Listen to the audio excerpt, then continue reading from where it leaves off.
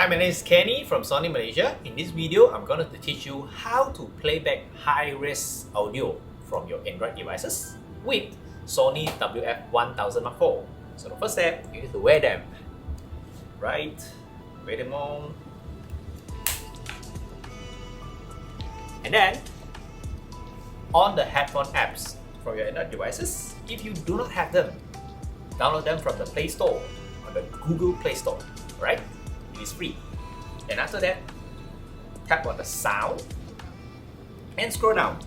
You will see the Bluetooth connection qualities. So now, if you scroll to the top, you can see I'm using the AAC DSEE Extreme. Alright? And now, you can scroll down again and change to priority on sound qualities, because right now I'm using the priority on stable connections, right?